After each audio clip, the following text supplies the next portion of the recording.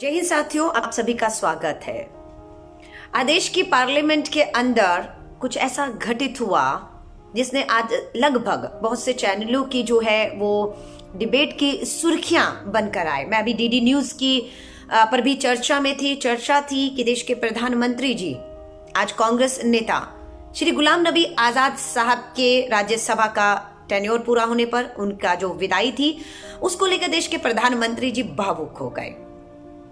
मैं आपसे पूछना चाहती हूं, इस भावुक प्रधानमंत्री जी के पार्लियामेंट में भावुक होने को आप कैसे लेते हैं?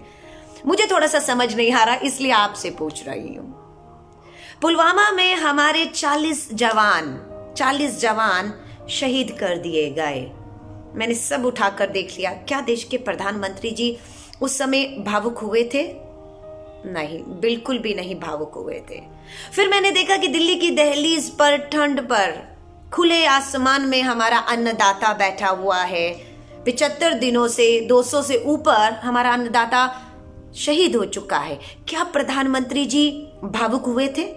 उनकी आंखों में आंसू आए उनका दर्द देखकर? मैंने पूरा 2 महीने का सारा छान मारा, मुझे नहीं देखा प्रधानमंत्री जी एक बार भी भावुक हुए होंगे। दिल्ली के दंगों में निर्दोष लोग मारे गए। सोचा प्रधानमंत्री जी को दर्द होगा, पीड़ा होगी कि इन दंगों में हमारे अपने लोग मारे जा रहे हैं। ये अच्छा नहीं है इस देश के लिए। प्रधानमंत्री जी भावुक हुए होंगे, लेकिन नहीं दिखा मुझे कि कहीं प्रधानमंत्री जी भावुक हुए हों। तालेबंदी में हमारा गरीब मजदूर मीलों पैदल चलकर घरों तक जा रहा था। खाने को रोटी नहीं थी, पाँव में चप्पल नहीं थी, लहूलुहान पाँव हमने तालेबंदी में अपने गरीब मजदूरों के देखे। सोचा प्रधानमंत्री जी भावुक जरूर हुए होंगे।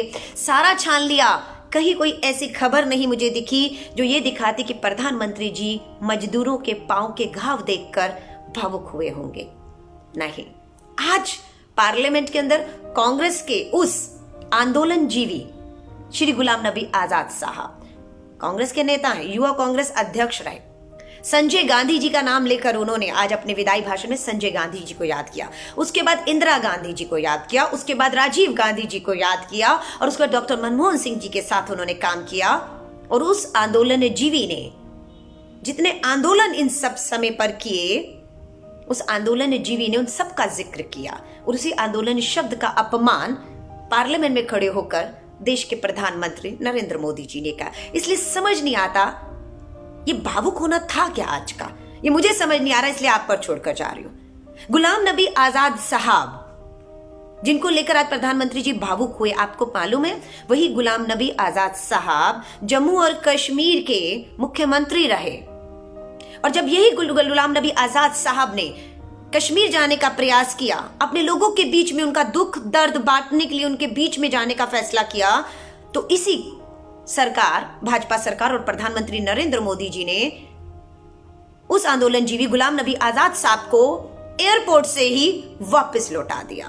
नहीं जाने दिया कि वो कश्मीर में अपने लोगों के बीच में जाकर उनका दर्द बांट पाए। आज ये आंसू क्या थे मुझे समझ नहीं आ रहा। गुलाम नबी आजाद साहब को कोर्ट जाना पड़ा, कोर्ट से इजाजत लेनी पड़ी। आप समझ रहे हैं ये भावुक होना मुझे सच में नहीं समझ आ रहा। ये था क्या? ये आंसू के मायने क्या थे? सुमित्रा महाजन जी 9 बार भाजपा की जो है वो सांसद रही, राजनीति से विदाई हो गई उनकी, भावुक नहीं हुए। अडवाणी जी रिटायर कर दिए गए, भावुक प्रधानमंत्री जी नहीं हुए। जम्मू और कश्मीर जल रहा है, कुचल दिया गया, कितने सालों के बाद वहां इंटरनेट चालू हुआ है। हम दूसरी जगह तालेबंदी में हम लोग इंटरनेट से डिजिटल इंडिया के तहत बच्चे अपनी पढ़ाई परीक्षाओं को जारी रखे हुए थे, लेकिन जम्मू एंड कश्मीर में 2G चल रहा था। बच्चे पूरा हमारा जम्मू एंड कश्मीर जो है वो पढ़ाई से, लिखाई से, व्यापार से, 2G की वजह से कितने महीनों, साल मैं कहूंगी, तक बंद रहा। प्रधानमंत्री जी भावुक नहीं हुए।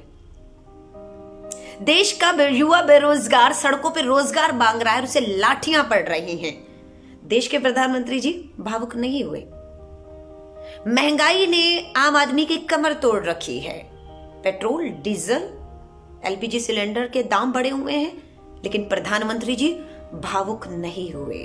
इसलिए मुझे समझ नहीं आता कि आज जो प्रधानमंत्री जी भावुक हुए हैं उसके मायने क्या है। यही गुलाम नबी आजाद साहब हैं। बहुत सम्मान है कांग्रेस के नेता, गर्व महसूस होता है आजाद साहब के ऊपर। यही आजाद साहब ने पार्लियामेंट में चीख चीख के भाषण दिए हैं, प्रधानमंत्री जी ये 3 कृषि कानून 60 करोड़ किसान खेती मजदूरों की कमर तोड़ रहा है, उनकी जीविका पर हमला कर रहा है, इन्हें वापस ले लीजिए।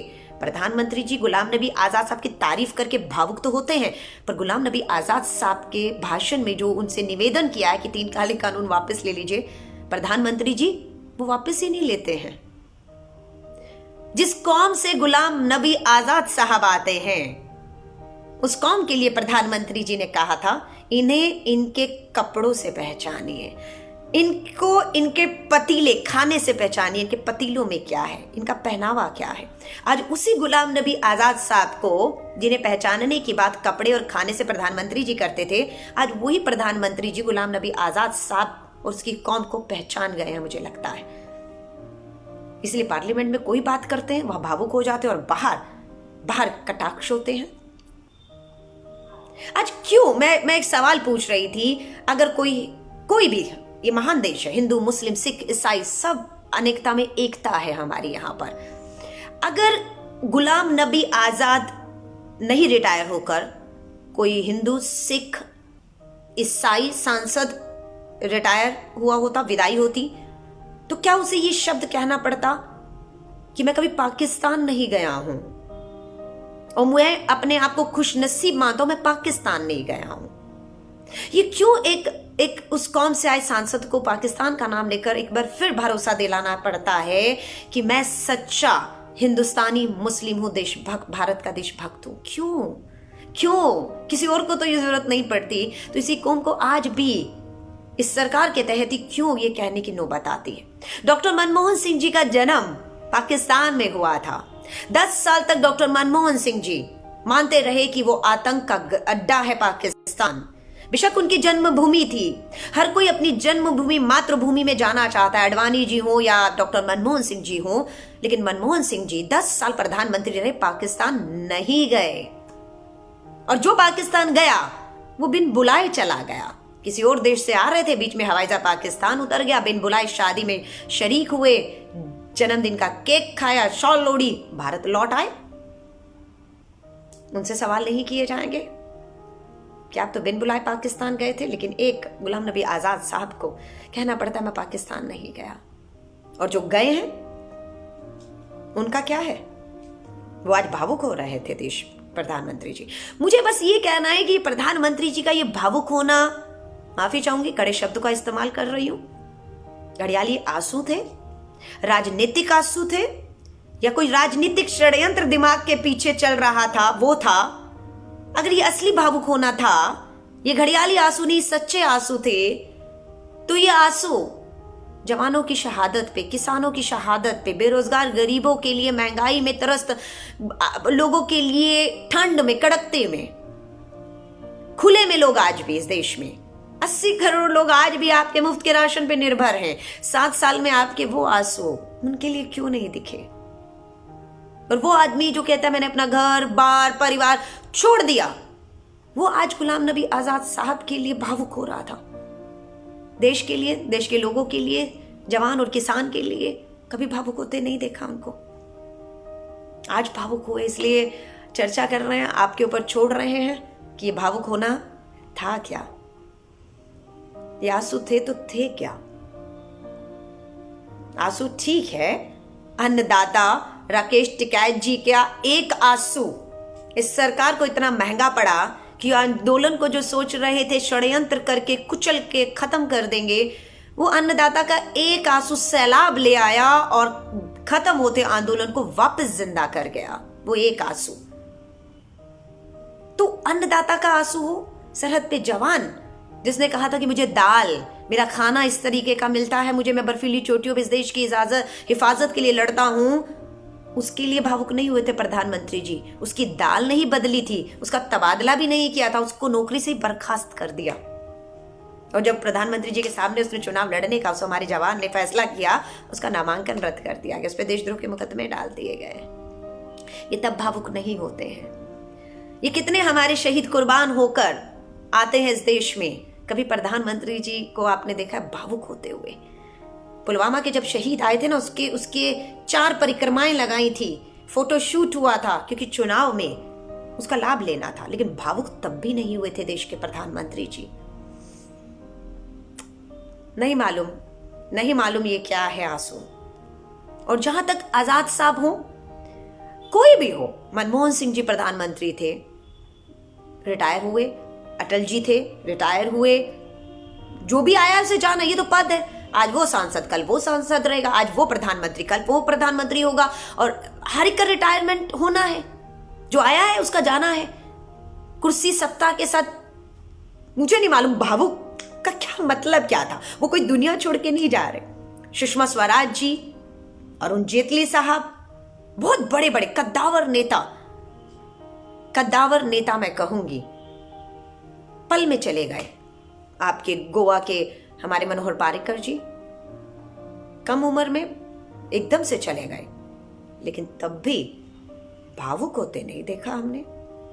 मालूम नहीं ये भावुक होना क्या था, इसके मायने आप निकालिए। अगर प्रधानमंत्री जी जवानों की शहादत पे, किसानों की कुर्बानियों पर, देश के बेरोजगार युवाओं को पिटते हुए देखते हुए, लाठीचार्ज पे, गरीब मार पड़ रही है उसको महंगाई की, अगर भावुक होते, तालेबंदी में जो मीलों पैदल चले। और एक वाक्य और याद आ गया बात करते करते, याद है नोटबंदी, याद है ना? उस नोटबंदी में देश के प्रधानमंत्री जी ने भाषण में ठाके लगाकर ताली बजाते हुए क्या कहा था? घर में शादी थी, वीडियो खोजिएगा प्लीज, घर में शादी थी, पैसा नहीं था, हा हा हा, बारात लौट गई। ये प्रधानमंत्री जी के शब्द थे।